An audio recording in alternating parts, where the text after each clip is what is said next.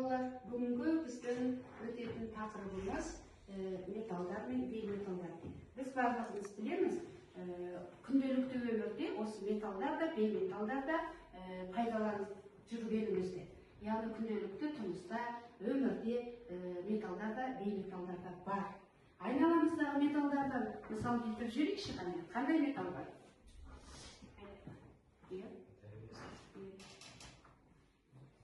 Қайта темір. Сосын тағы да металдар толып жатыр ғой. Алюминий, тағы да мыс, одан кейін әшекейлерден айтайықшы, қандай әшекей көрсеңдер. Алтын, күміс, жақсы. Енді біз сабағымызды жалғастыру үшін алдымен психологиялық ахуал тудырып алайық. Қане бір-бірден тақырып керек.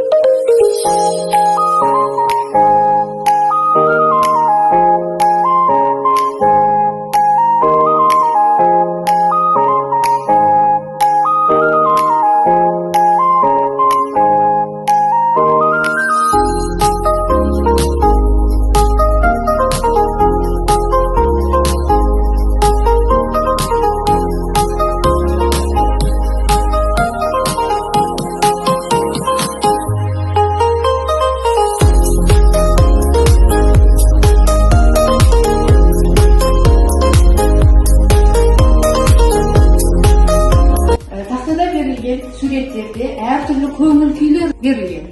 Соны таңдай отырып, біз топқа бөлінеміз келеді.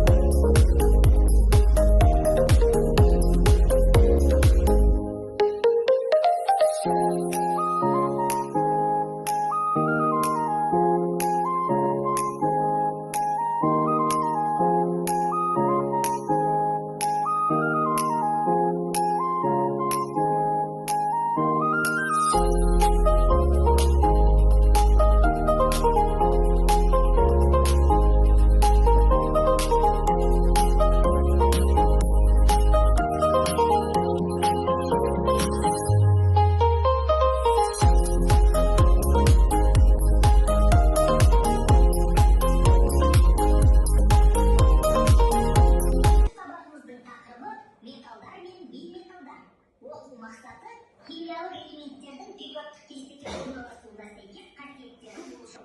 Жылу мен электр тоғын жақсы өткізетін заттар. Олар жылтыр болады және берік келеді.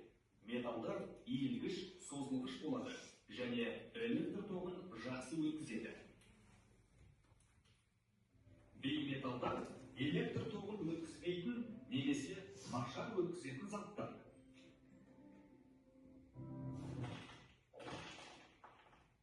Бейметалдар морт болады, көбінесе газ күйінде кездеседі.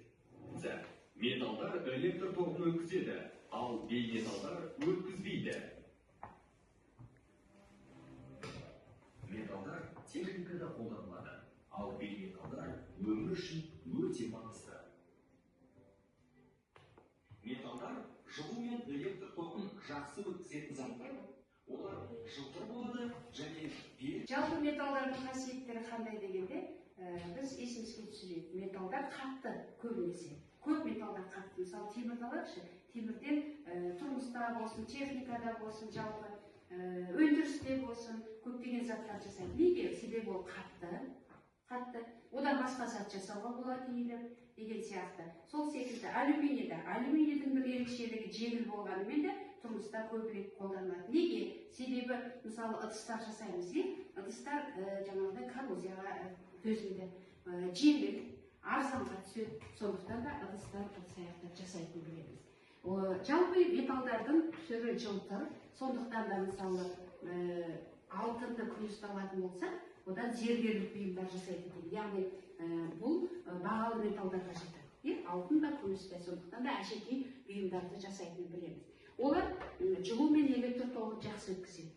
Мысалы, электр тоғының өткізгіштерін сымдарды қарайтын болсаңдар, ішінен ашып, онда жаңағы мысты көруге болады. Алюминий қоспаларын көруге болады. Яғни ол оның электр тоғын жақсы өткізу қасиетіне негізделгенін білеміз. Жалпы периодтық жүйеге назар аударайық. Периодтық жүйеде, мысалы, түрлі түсті бояумен боялып тұрғанын көріп отырмыз. Осының ішінен анық көзге көрініп тұрған бірінші топ және екінші топ бұл металдар деп аталады. Сутегін санамағандар. Яғни қызыл бояумен тұрғандардың барлығы. Және қосымша топшада орналасқан элементтер ол жаңағы металдар. Сонымен бұл металдар туралы айтатын болса, яғни бұл периодтық жүйеде, егер біз горизонталь сызық жүргізетін болса, ол кезде жаңағы астыңғы бөліктің барлығы металдар боялатынын білеміз. Экранға назар аударамыз. Металдарға мысал келтіріп тұр. Саф алтын дейді. Яғни оны деген сөз. Табиғатта таза күйінде кездесетін бірден бір металл ол алтын. Алтын, яғни қоспаларынан ғана тазартылады. Жаңағы, яғни кейбір қоспаларынан. Оны жуып, жаңағы сәл өңдейді. Өте бағалы металл екенін білесіздер.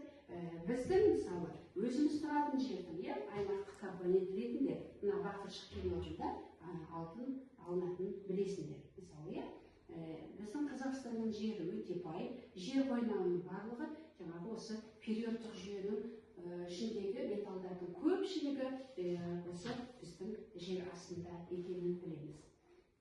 Екінші суретте қалайдан сым жасауға болады.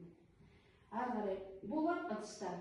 Көптеген ыдыстар қазір қарап отырсаңдар, сырты жылтыраған, жеңіл, ол жаңағы болат қоспасы бар ыдыстар. Яғни металдардың пайдалануының тағы да бір мысалдары. Сонымен металдардың жалпы қасиеті қандай? Олар тапталғыш, иілгіш, одан тіпті созып, сымдар жасауға болатынын көріп отырсыңдар. Яғни тұрмыста, өндірісте, барлық жерде металл қолданылатынын білеміз. Ал енді тік ұшақтарды алып көріңдер жүрсіз, металдан жасалады ғой. Ол өте жеңіл металдардан жасалады, яғни әуеде қалықтап ұшу үшін. Ең бір ерекшелігі металдар жоғары температурада балқиды. Яғни оларды жаңағы қосу арқылы белгілі бір мөлшерде өз мөлшерлерін қоса отырып, жаңағы болат, одан кейін жаңағы шойын алынады. Ол да жаңағы біздің өмірімізде бірден бір қолданыстағы пайдалы заттардың бірі екенін өзіміз білеміз. Мысалы, қарайық, мыс табақша.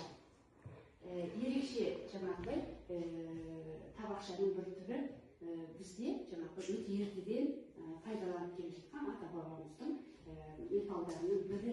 Мысалы, музейлерге баратын болса, музейлерде ертедегі ыдыс болсын, белгілі бір қолданылатын зат болсын, үйдегі осы мыстардан жасалған құман, немесе жаңағыдай леген дейді жасалынып жатыр. Хром никель қосылған болат. Одан жаңағы көріп отырсыңдар өздері, түрлі түсті жаңағыдай қосалқы бөлшектер, күттер жасалынатын. Металдарды балқыту арқылы жаңағы айтып отырған жаңағы қажетті формаға келтіріп, жоғары температурада оған жаңағы қалыпқа келтіретінін айтылды.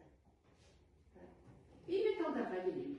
Бейметалдар периодтық жүйенің оң жағында орналасқан жаңағы айтып отырған оң жағында дегенде шартты түрде периодтық жүйеде бізде сары бояумен тұрғандар, яғни үшінші топ алюминийді алмағанда төртінші топ, бесінші, алтыншы, жетінші және сегізінші топтағылар.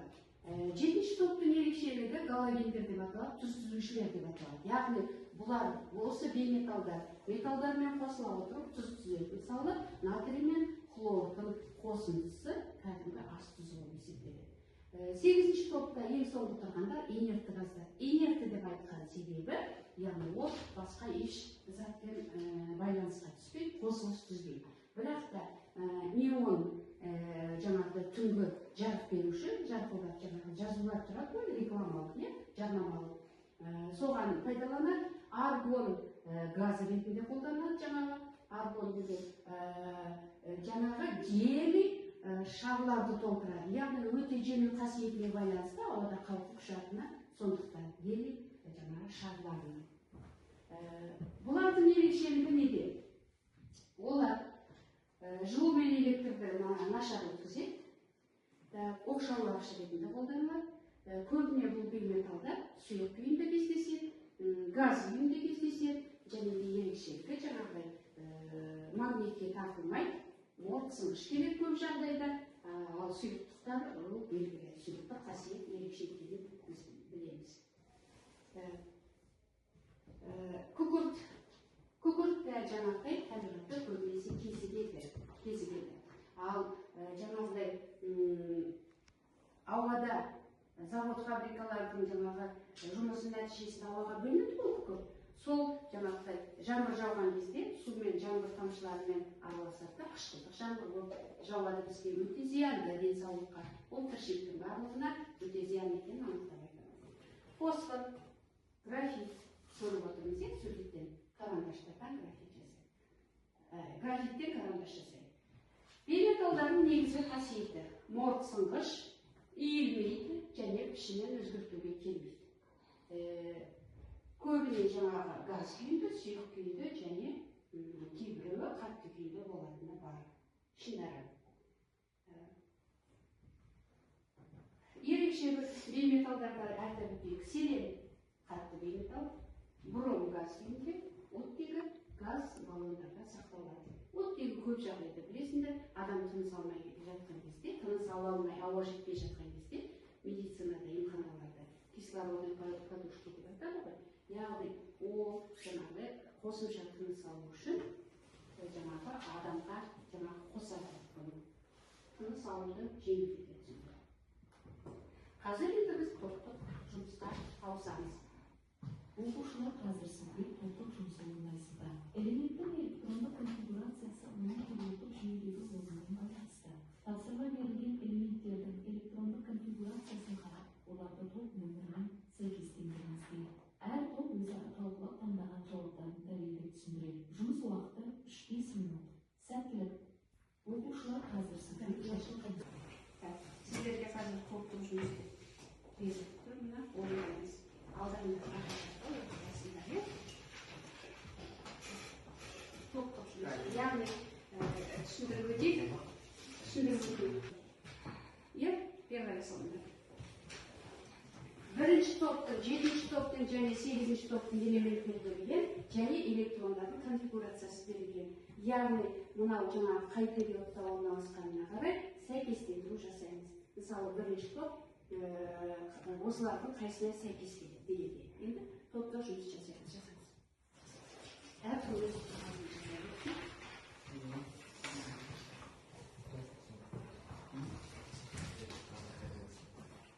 топтық жұмыстың уақыты бітті, аяқталды. Қадем қай топта дайын жауап бар екен? Ерсұлтан? Нөмірі 9, 7-ші топ. Жақсы. Келесі. Ерліккен. Бірінші топ, 11-ші элемент натрий. Жақсы. Келесі. Келесің. Азот 5-ші топ, ретік нөмір 7. Жақсы. Üstünden ayakta ayak soralım.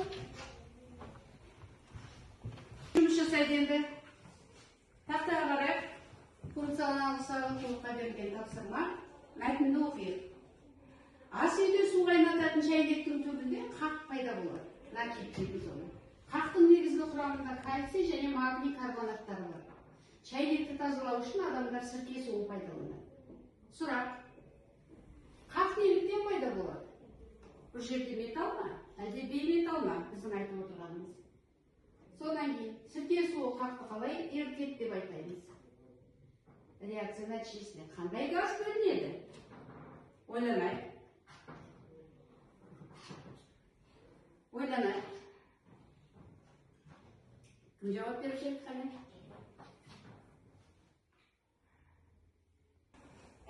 Алнұр жауап береміз. Шәйнек түбінде пайда болған қақ кальций және магний иондары әсерінен пайда болады және сірке қышқылын оларды беттіре алмайды, яғни жояды. Жақсы, отырамын.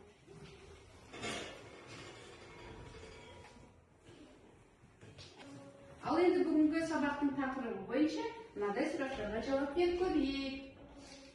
Металдарға тән қасиет қане?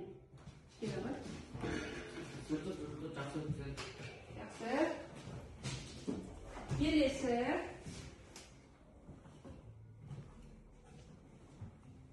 Сынап қандай металл? Келесі. Сұйық. Сынап сұйық металл екен. Жақсы отырайымыз. Бейметалды тап. Надира? Жақсы.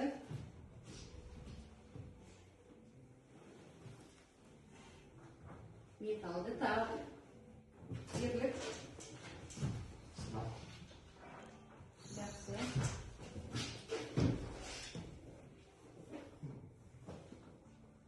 Периодтық жүйедегі металдар орналасады қай жерде? Батырдан керек. Бір мен аты арасындағы диагоналдың сызықтың оң жағы. Жақсы, дұрыс па балалар? Сол жағын дейтін жер, іште есеп онда болған ештеңе жоқ.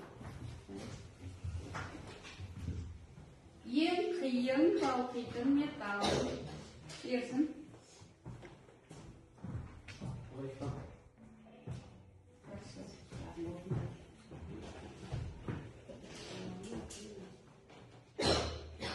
Ең жеңіл металл. Нұрай керек.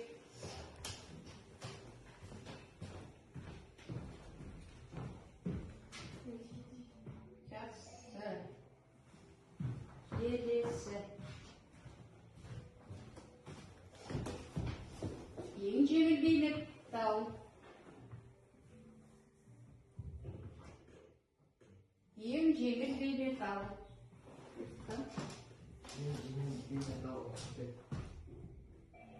Жақсы. Соңғы сұрақ қалыпты. Металлоидтар дегеніміз. Келіп алды. Жақсы. Барлық тапсырмалар орындалды. Біраз жерде қателесіп жатырмыз. Есте сақтайық, ештеңе етпейді. Қателеспейді, одан жоқ.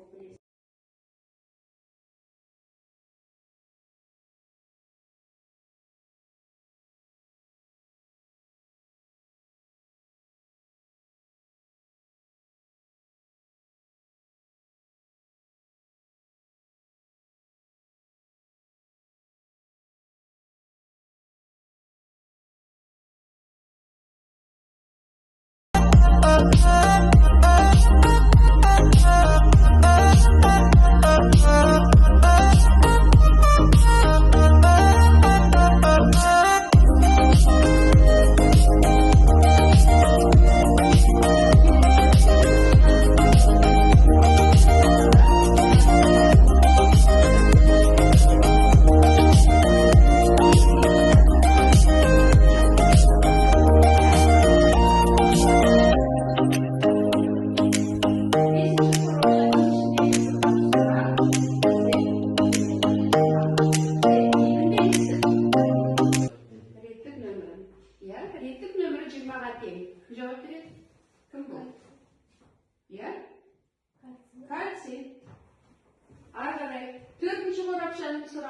12 протоны бар, 12 нейтроны бар. Қай элемент? Периодтық жүйеге қарай қояйық. Кім? Магний. Ары қарай. Сұрағы. Салыстырмалы атомдық массасы 32-ге тең. Қай элемент? Күкірт. Яғни ол күкіртті біз периодтық жүйеден көрсете аламыз. Ары қарай кетті. Үшінші топтың негізгі топшасында үшінші периодта орналасқан элемент. Алюминий. Дұрыс. Үшінші топ, үшінші период алюминий. Алюминий туралы біз айтқанда, ол өте жеңіл металдың бірі дегенбіз. Солай ма? Реттік нөмірі 17-ге тең. Хлор. Хлор қандай элементтерге жатты дедік бағана біз? Тұз, түзушілерге жатты дегенбіз. Тапсырмаларын орындайық. Тақтада бізде бос орындар тұр, соған тиісті сөздерді қойып, мәтін ретінде оқуға ұсынылған тапсырма. Бірінші, металдар жылу мен электр тоғын жақсы өткізеді. Бейметалдар көбіне мол әрі оңай сынады. Келесі, алтын, беті жылтыр және тотығуға төзімділігіне байланысты әшекей жасағанда қолданылатын металл. Келесі, оттегі, тіршілік үшін маңызды бейметалл. Және соңғы, кремний, компьютер чиптерін жасағанда қолданылатын металлоид. Металлоидтар туралы біз жаңа айтып өткенбіз. Түсінікті ғой?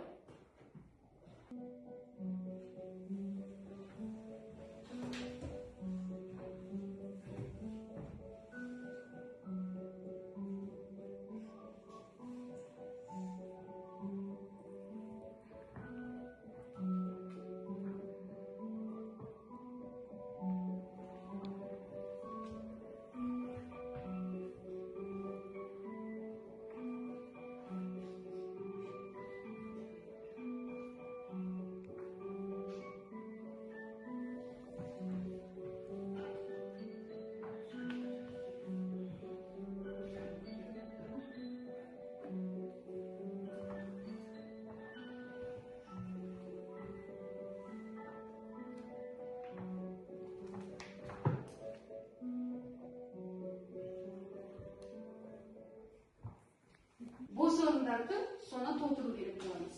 Оны қазір тәсілге өздерің жазып отырасыңдар.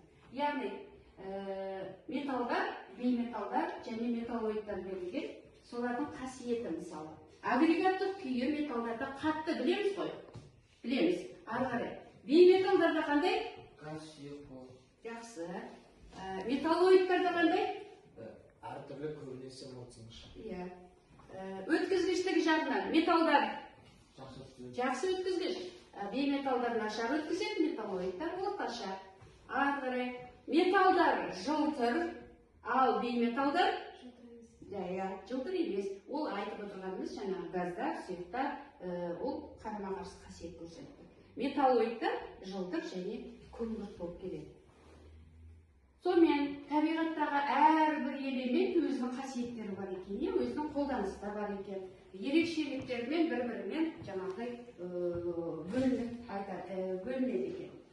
Мысалы, адам ағзасында да толып жатқан элементтер бар. Мысалы, кальцийді алатын болса, ол біздің сүйегіміздің құрамында. Сүйектің беріктігін жаңағы қолдайтын осы кальций екен. Ал мысалы, йод алатын болсақ, бейметаллға жатады ғой, ішіндегі жаңағыдай кристалл күйінде. Ол жетіспесе, ағзада зоб ауру, яғни бөтеге ауру пайда болады. Темір жетіспесе, анемия ауру пайда болады. Міне көрдік пе? Яғни барлық элементтер Менделеевтің периодтық жүйесінде өзінің бір ерекше қолданысы бар, пайдаланылып жүрген жаңағыдай элементтер, яғни қажет деп айтамыз. Әрқайсысы қажет. Енді осы периодтық кестеге қарай отырып, осыған қарай отырып, периодтық жүйеде қалай орналасқан, олар металл ма, бейметалл ма, олардың қасиеттері қандай, қай орында орналасқан, біз жалпы сипаттама бере аламыз. Период басталғанда металдармен басталады, бейметалдың қасиеті артады, ең соңында ол инертті газбен аяқталады.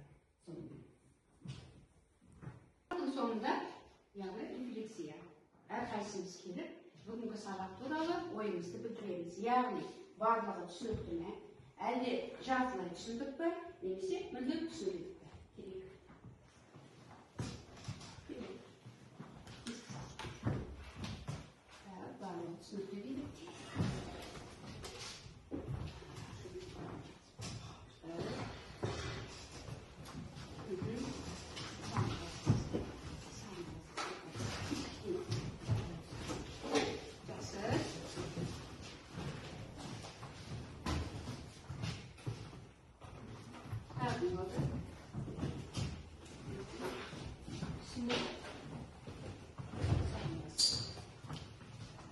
Жақсы. Сонымен бүгінгі сабағымыз аяқталды. Үйге